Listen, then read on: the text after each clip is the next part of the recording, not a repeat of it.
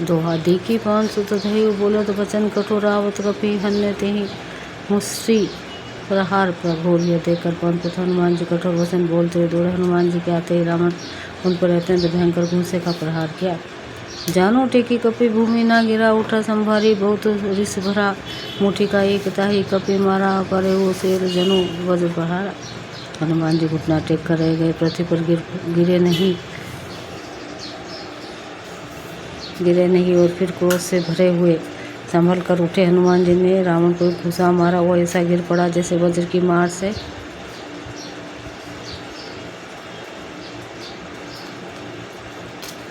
से पर्वत गिरा हो।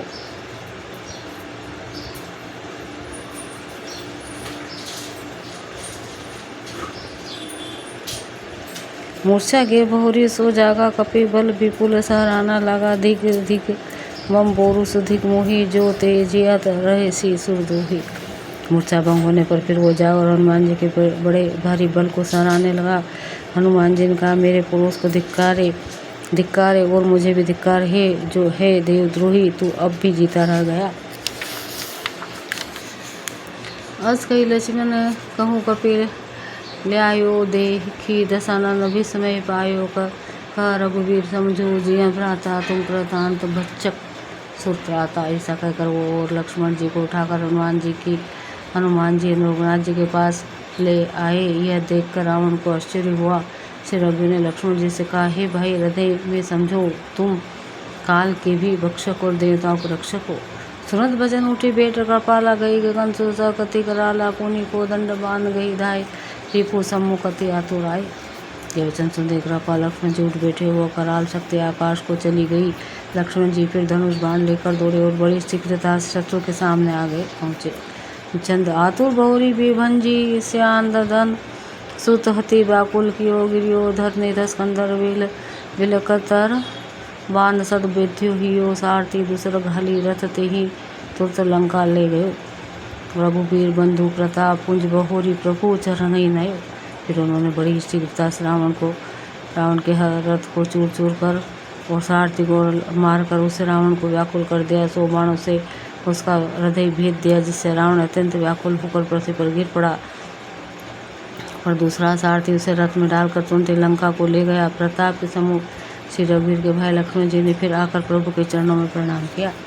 दोहा उहाँ दशानन जागी, करी करे लाग। कछु यज्ञ राम विरोध विजय, जहाँ सठ हट बस अति अज्ञ। वह लंका में रावण मूर्छा से जाकर कुछ यज्ञ करने लगा। वो मूर्ख और अत्यंत अज्ञानी हठ बस श्री रघुनाथ जी के विरोध करके विजय चाहता है। यहाँ विभीषण सब सुधि पाई, सपदि जाई रघुपति ही सुनाई।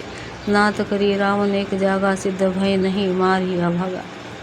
यहाँ विभीषण जी ने सब खबर पाई और तुरंत ही जाकर श्री रघुनाथ जी से कह सुनाई कि हे नाथ, रावण एक यज्ञ कर रहा है, उसके सिद्ध होने पर वो अभागा सहज नहीं मरेगा। पट बहु नाथ बेगी, भट बंदर करी विध्वंस। अब दस्कंधर प्रात हो तो प्रभु सुपट पठाए। हनुमान आदि अंगद सब धाय। ये नाथ तुरंत वानर योद्धा को भेजिए, जो यज्ञ का विध्वंस करे, जिससे रावण युद्ध में आवे। प्रातकाल होते ही प्रभु ने वीर योद्धाओं को भेजा। हनुमान और अंगद आदि सब प्रधान वीर दौड़े। वो तो कुदी चढ़े कपिलंका, पेटे रावण भवन आशंका। यज्ञ करत जब ही सो देखा, सकल कपिन भा क्रोध विशेषा। वानर खेल से ही कूद कर लांग पर जा पड़े, लंका पर जा चढ़े और निर्भय रावण के महल में जा घुसे। जो ही उसको यज्ञ करते देखा, तो ही सब वानरों को बहुत क्रोध हुआ। रण ते नीलज भाजी ग्रह आवा, यहाँ आई बक ध्यान लगा। वास कही अंगत मारा लाता, चितौना सट समन रहता।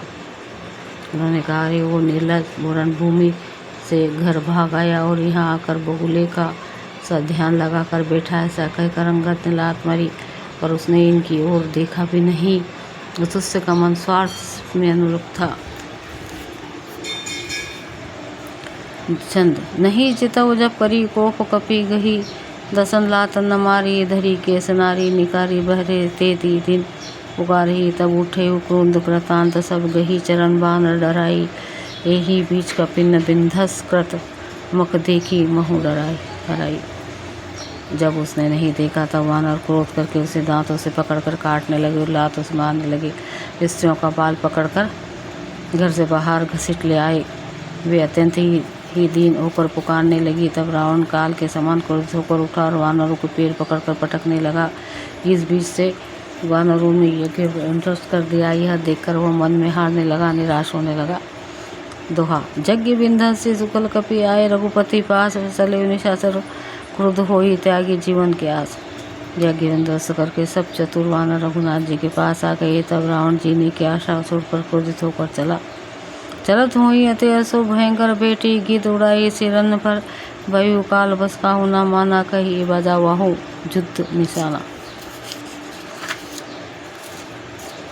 चलते समय अत्यंत भयंकर अमंगल अपशकुन होने लगे। गिद्ध उड़ उड़ कर उसके सिर पर बैठने लगे, किंतु वो काल की वश था, इससे किसी भी अपशकुन को नहीं मानता था। उसने कहा, युद्ध का डंका बजाओ।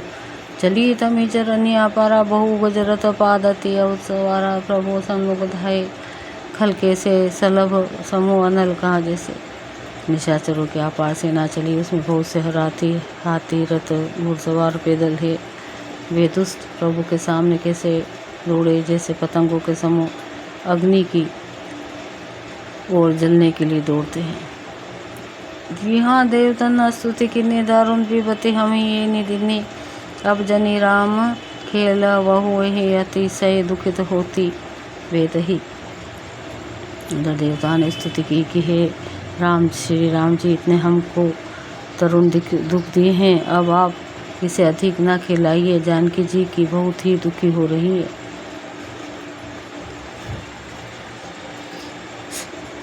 देव बचन सुने प्रभु मुस्काना, उठे रघुबर सुधारे बाना, जटा जूट धुरर बांधे माथे, सोई सुमन बीच बीच गाथे। देवताओं को वचन सुन प्रभु मुस्कुराए। फिर रघुवीर ने उठकर बाण सुधारे। मस्तक पर जटाओं के जूड़े को कसकर बांधे हुए हैं। उनके बीच बीच में पुष्प गुंथे और शोभित हो रहे हैं।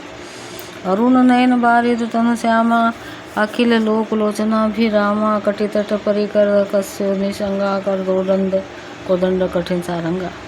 लाल नेत्रों में के समान श्याम शरीर वाले और संपूर्ण लोगों के नेत्रों को आनंद देने वाले ही प्रभु ने कमर में फेंटा और तथा सरकस कस लिए और हाथों में कठोर सार्ग धनुष ले लिया। छंद। सारंग कर धनुष भी शंकर शिली, मुखा कर कटी कस्य भुजा, दंड पीन मनोहरायत उर्धर सुध सुर पद लस्यो, कह दास तुलसी जभी प्रभु सर चाप कर, फेरन लागे ब्रह्मांड दिग्गज, कमट ही मही सिंधु मुधर डगमगे।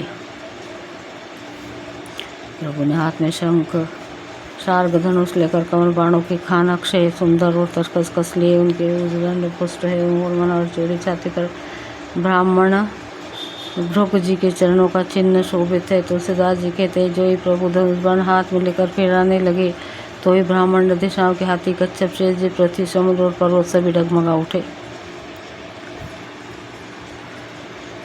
दोहा। शोभा देखी हर्षि सुरबर सही, सुमना अपार जय जय करुणा निधि, छवि बल गुनागार। भगवान की शोभा देखकर देवता हर्षित होकर फूलों के अपार वर्षा करने लगे और शोभा शक्ति और गुणों के धाम करुणा निधान प्रभु की जय हो जय हो जय हो ऐसा पुकारने लगे।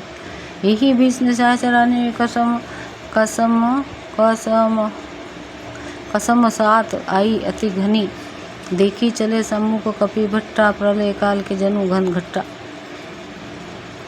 इस बीच में निशाचर के अत्यंत घनी सेना कसमसाती हुई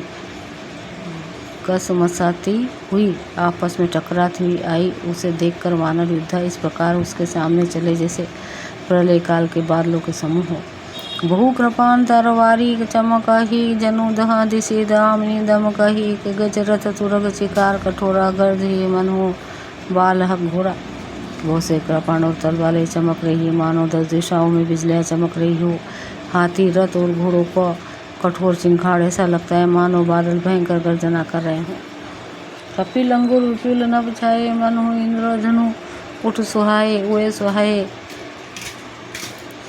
उठ ही धूरी, मानो जलधारा बान बूंद भे वृष्टिया पारा। वानरों की बहुत सी पूछे आकाश में छाई हुई है, वे ऐसी शोभा दे रही मानो सुंदर इंद्र धनुष उदय हुआ धूल ऐसी उठ रही है मानो जल की धारा हो। बाण रूपी बूंदों के अपार दृष्टि हुई। धूं दिशी पर्वत करी प्रहारा, वज्रपात जनु बारी बारा, रघुपति कोपी बाण झरी लाई, घायल भी निशाचर समुदाय। दोनों ओर से युद्ध पर्वतों का प्रहार करते हैं, मानो बारंबार वज्रपात हो रहा हो। श्री रघुनाथ जी ने क्रोध करके बाणों की झड़ी लगा दी, जिससे राक्षसों की सेना घायल हो गई।